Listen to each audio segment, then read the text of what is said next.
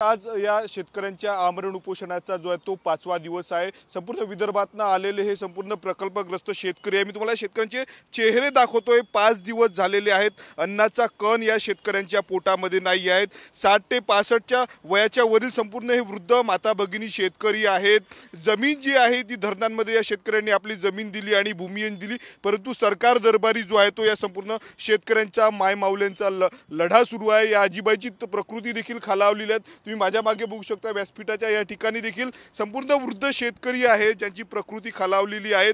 विदर्भात जे आहे ते सध्या कडाक्याचं ऊन आहे आणि या अशा कडाक्याच्या उन्हात जे आहे ते शेतकरी आमरण उपोषणाला बसलेले आपण बघू शकतो। विदर्भ बळीराजा प्रकल्पग्रस्त संघर्ष संघटनेच्या वतीनं जे आहे ते उपोषण केलं जातं। हिवाळी अधिवेशन जे आता नुकतंच पार पडलं, या हिवाळी अधिवेशनात हे शेतकरी जे आहे ते 150 किलोमीटर अमरावतीपासून नागपूरपर्यंत चालत गेलेले होते। याच दरम्यान रोष म्हणून यांनी अजित पवारांचा देखील ताफा अडवलेला होता। सरकार सोबत चर्चा झाली परंतु तोडगा निघाला नाही आणि म्हणून आता ह्या माय माऊल्या ज्या ते उपोषणाला बसलेले आहेत। आपल्या सोबत आजीबाई आहेत। आजी, कुठनं आली तू उपोषणाला बसलाय तुम्ही? मी नांदगाव खंडेश्वर, माझं शेत गेलं रायगड धरणात, चांदूर रेल्वेच्या त्याचं।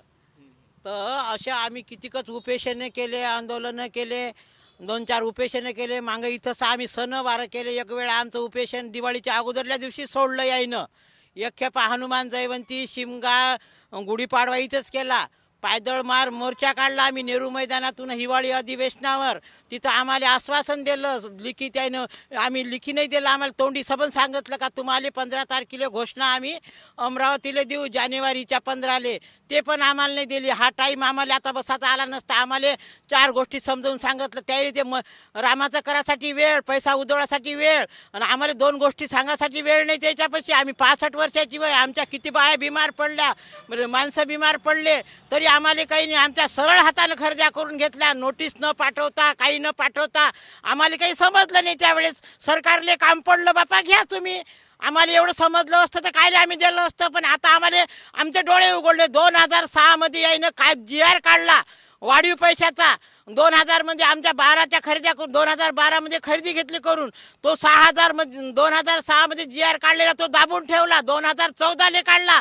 आम्हाला आमची पोटाची भाकर हिसकून घेतली। आम्हाला आता रस्त्यावर बसायला लागून राहिलं। हे सरकार काय करते, आमच्या माता खुर्चीवर बसते, खुर्चीवर बसायला। आम्हाला आता माया बहिणीला आम्हाला काही इज्जत नाही का? कुठं लगविले बसणं, कुठं काही करणं नाही। तुरण्या पोरी, म्हाताऱ्या कुताऱ्या, त्यानं आम्हाला 2 दिवसात निर्णय दिला तर यायले आम्ही मतदान देऊ नये, यायले आम्ही खुर्चीच्या खाली करू। 5 दिवस झाले पोटात अन्नाचा कण नाही। संपूर्ण या माता भगिनी आहेत विदर्भाच्या कानाकोपऱ्यात राहून राहिलं होतं, उपाशीच राहिले। 5 दिवस झाले।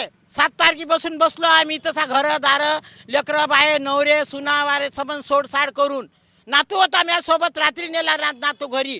अपंग नातू आहे 90%। तो पोरगा माझ्या संग होता, रात्री त्याला घरी पाठवलं। राहून नेरायला इथं झोपायला जागा नाही, काही नाही, बिमार पडला घरी पाठवलं त्याला। अशी आमच्या सरकारनं व्यवस्था लावली। त्यानं आम्हाला निर्णय द्या, आम्ही त्याच्या इकडे इलेक्शन करू नये, कारण आम्ही इलेक्शन मतदान करू नये आम्ही त्याला। संतप्त भावना या शेतकऱ्यांच्या आपण बघू शकतो। हे आजीबाई आहेत, 70 पेक्षा अधिक वय आहे। आजी, कुठून आली तू? हिवऱ्याहून। काय तब्येत कशी आहे आता? तब्येत बिघडली माई। किती एकर वावर गेलं होतं धरणात? आणि 2 एकर वावर गेलं 2 लाखामध्ये।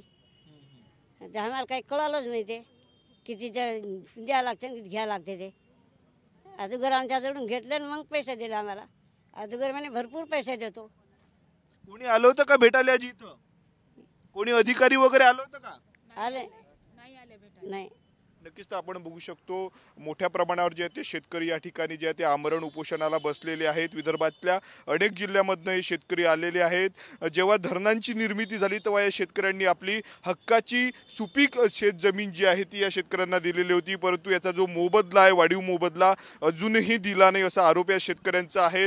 गेल्या अनेक वर्षांपासून या संपूर्ण शेतकऱ्यांचा लढा आहे। सरकार दरबारी जे आहे ते उंबरठे संपूर्ण शेतकरी झिजवत आहेत, परंतु मात्र त्यांना जो आहे तो मोबदला मिळत नाही, त्यांच्या मागण्या मान्य होत नाही। सरकारी नोकरी असेल किंवा वाढीव मोबदला, अशा अनेक या शेतकऱ्यांच्या मागण्या। त्यामुळे सरकार कधी गंभीर दखल घेणार हे पाहणं महत्त्वाचं आहे। काल 14 शेतकऱ्यांची जी आहे ती प्रकृती खालावलेली होती। अमरावतीच्या जिल्हा सामान्य रुग्णालयात संपूर्ण शेतकऱ्यांना जे आहे ते उपचारासाठी दाखल करण्यात आलेलं होतं। त्यापैकी पुन्हा 10 शेतकरी ठाम आहे उपोषणावर या ठिकाणी पुन्हा आले आणि सध्या 4 जे शेतकरी आहेत त्यांच्यावर जिल्हा सामान्य रुग्णालयात सध्या उपचार सुरू आहेत। कॅमेरामन अनिकेत दहातोंडेसह मी स्वप्नील उमप, TV9 मराठी, अमरावती।